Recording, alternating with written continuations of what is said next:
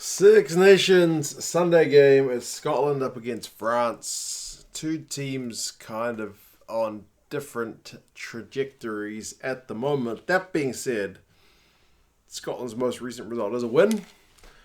It was, I guess, a bit of a lackluster win over Italy in Italy, but it was still an away win, a potentially kind of banana skin game, and they managed to come through it.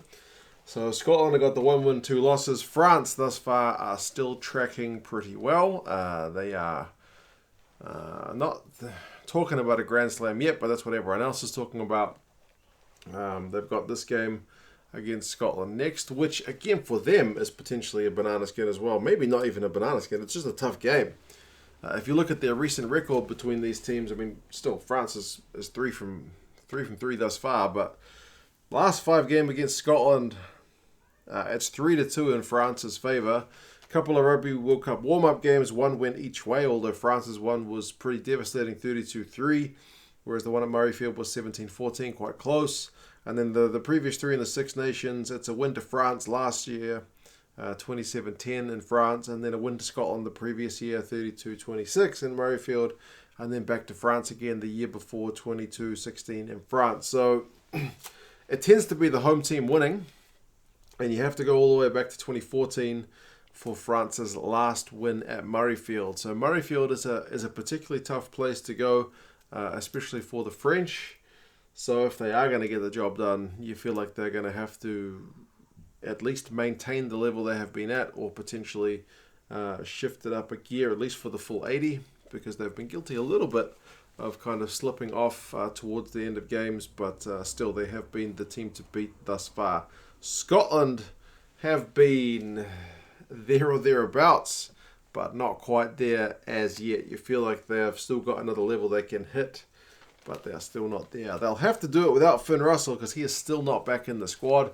The last I read was that he was supposed to have a phone conference with the coaching staff, and then they got cancelled, and they ended up having it, and they were trying to pick his brain for some insights based on the guys he sees, playing in the top 14.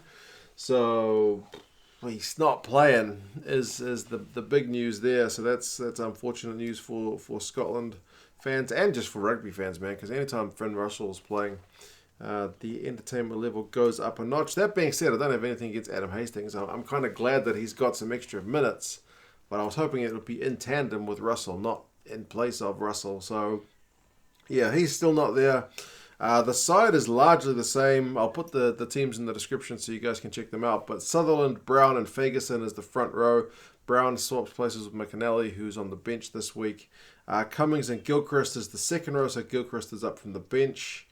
Jamie Ritchie, Hamish Watson, and Nick Haining are the back row this week. So Haining comes in at number 8 in place of Magnus Bradbury, who's down to the bench. The backs, Ali Price, Adam Hastings, 9 and 10, Sam Johnson, Chris Harris, midfield, and Kinghorn, Hogg, and Maitland are the back 3. So there's a few changes on the bench. Steyn's in on the bench, Duncan Weir's on the bench, George Horne's still there. Dell and Nell are your reserve props. So for the most part, it's pretty stable, but there are a little bit of kind of tinkerings going on with the Scottish side this week. Like I said, they are going to have to really kick it up a notch to compete with this French team, but that's what they do at Murrayfield, so we will see. The French side is, I think, a bit more stable. They've had to bring Poirot in for Bay, who is injured, but otherwise it's the same, as well as having Penaud there on the right wing. So it's Poirot, Marchand and Howes as the front row, Leroux and Willems the second row, who have been maybe, and it's all Dupont and Tamak getting all the props, but Leroux and Willems have just been absolutely outstanding thus far. They've been tackling their hearts out and just very high work rate.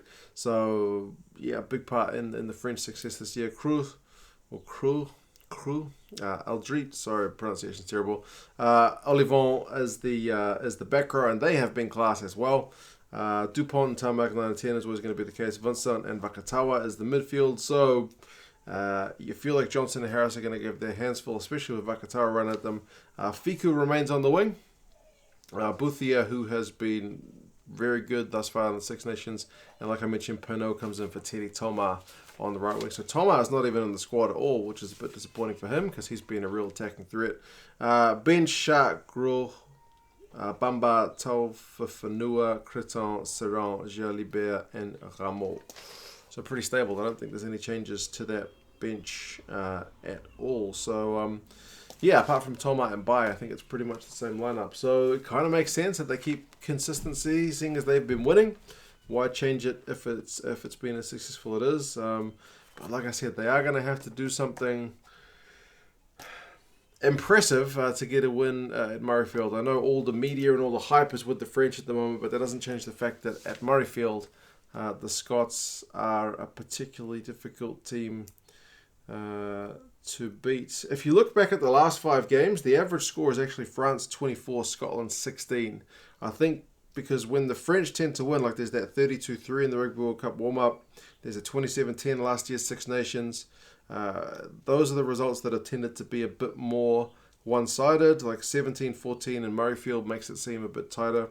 32-26, again, the one at Murrayfield 2018, so not huge wins, maybe makes the margin look a little bit more lopsided. I realise now I forgot to check what the bookies are saying. Bear with me 2 ticks, I'll do that now.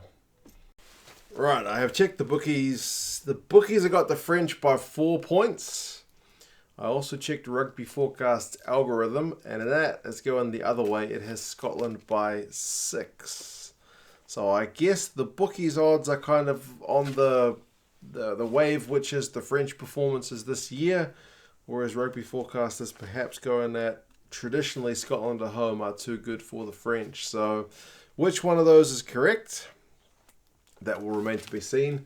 You feel like Gregor Townsend could certainly use a win. I mean, as much as Scotland fans wouldn't like to hand the tournament back into the hands of potentially the English, Gregor Townsend needs a win, man. Like, with most of the countries changing their coaches, he and Eddie Jones kept their roles.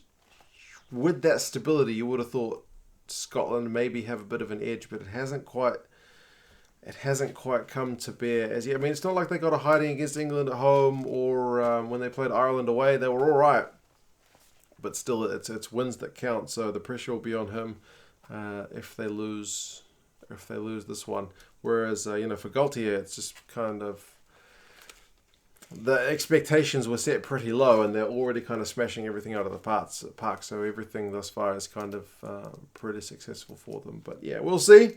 It should be an interesting game. It's pretty early actually here in New Zealand. I need to double check what time it's on. It's one of those ones which is a Monday morning game for us here in New Zealand, which is not ideal, but them's the breaks. 4 a.m. 4 a.m. Yep, I'll go to bed early and I'll watch that one at 4 a.m. before I go to work. If I get up any later, then I won't be able to finish the game. So yes, 4 a.m. tomorrow for us here in New Zealand. I'll be watching the game. But yeah, you guys let me know your thoughts on this one. How do you think it's going to go? Are you going to be watching it? Where are you going to be watching it from? For you guys in the UK, you're lucky it's on the BBC for free. Whether that happens again next year is up in the air. Apparently Sky Sports UK is looking to maybe get the rights for it and put it behind a big old paywall. But for this year, it is on free. It's on the BBC. If you aren't able to watch, if you're outside the UK, if you don't get access to the BBC, link in the description. There's a way to get the game there for you guys like us who live in New Zealand and need to pay for it. But yeah, cheers guys. Let me know your thoughts and I'll talk to you again soon. See you later.